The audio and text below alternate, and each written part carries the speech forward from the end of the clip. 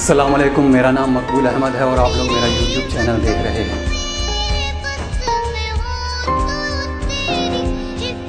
ماہ اگست شروع ہوتے ہی ملک بھر میں جشن آزادی جوش و جذبے کے ساتھ منانے کی تیاریاں شروع ہو جاتی ہیں۔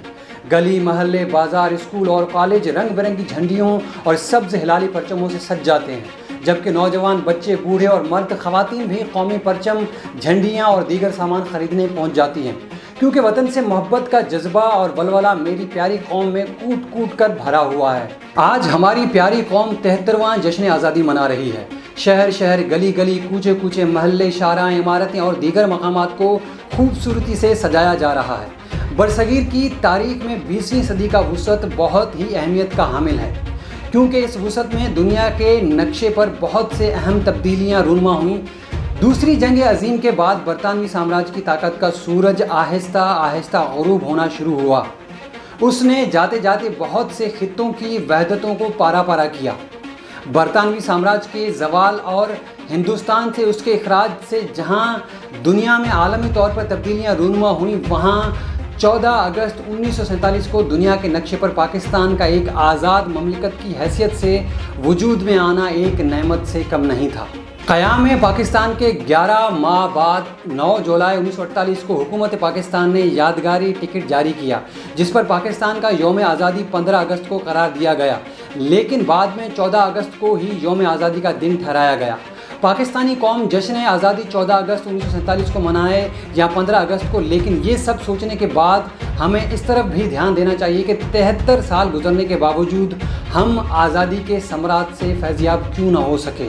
انگریزوں اور ہندوؤں کے درمیان پھنسے ہوئے برِ صغیر کے مسلمان اپنی طویل کوششوں اور انتھک محنت اور بے شمار قربانیوں کے بعد اپنے لیے ایک الگ وطن تو حاصل کر لیا، جس کو دنیا پاکستان کے نام سے جانتی اور پکارتی ہے۔ یہ ایک ایسی پاکیزہ اور آزاد سرزمین تھی جہاں مسلمان بغیر کسی دباؤ کے اسلام کے مطابق آزادانہ زندگی گزار سکیں گے، کیونکہ پاکستان لا الہ الا اللہ کی بنیاد پر وجود میں آیا تھا۔ بانی پاکستان قائد اعظم محمد علی جناح نے مختلف ادواروں میں اپنے خطابوں میں قوم کو اس بات سے باور کرایا کہ ہم نے پاکستان کا مطالبہ محض زمین کا ایک ٹکڑا حاصل کرنے کے لیے نہیں کیا تھا، بلکہ ہم ایسی اسلامی ریاست چاہتے تھے جہاں ہم قرآن و سنت اور رسول کریم صلی اللہ علیہ وآلہ وسلم کی ہدایات کے مطابق زندگی بسر کر سکیں۔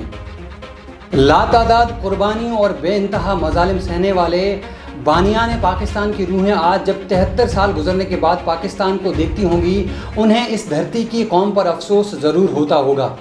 قائد اعظم نے کہا تھا کہ مجھ سے اکثر ایک ہی سوال کیا جاتا تھا کہ پاکستان کا طرز حکومت کیا ہوگا، تو آپ نے فرمایا کہ میں ان کو جواب دیتا، میں کون ہوتا ہوں؟ مسلمانوں کا طرز حکومت تو 1400 سال قبل قرآن کریم نے واضح کر دیا تھا۔ ہمیں انگریزوں اور ہندوؤں سے آزاد ہوئے تقریباً 73 سال گزر چکے ہیں، لیکن آج بھی ہماری سوچ پر انگریز کی مہر لگی ہوئی ہے۔ یہی وجہ ہے کہ ہماری قوم کا ہر آدمی اپنے مستقبل کے لیے افسردہ ہے۔ تقریباً 3/4 صدی گزرنے کے بعد بھی ہم میں سے کوئی ایسا نہیں دلی طور پر حقیقت کو تسلیم کر سکے کہ بحیثیت قوم ہم اور ہمارے ادارے آزاد ہیں۔ ہم تو اتنے آزاد ہیں کہ ہماری عدالتیں آج بھی برٹش ایکٹ 1935 پر انحصار کرتی ہے۔ ہماری معاشی پالیسیاں IMF اور ورلڈ بینک کی بیساکھیوں پر استوار ہیں۔ دوسری طرف ہمارا تعلیمی نظام USAID اور UNA چارٹر کے سہارے کھڑا ہوا، جو ہمیں دن بدن نظریہ پاکستان سے دور کرتا چلا جا رہا ہے۔ تو پھر ایسی صورتحال ہمیں کیسے روشن مستقبل کی طرف لے جا سکتی ہے، اور ہماری سوچ کہاں تک تبدیل ہو سکتی ہے کہ ہم آزاد ہیں؟ دوسری طرف اس انگریزی تعلیمی نظام نے ہمیں اسلامی روایات اور تہذیب و ثقافت سے اتنا دور کر دیا ہے کہ ہم اسلام کو بھول کر مغربیت سے مرعوب دکھائی دیتے ہیں۔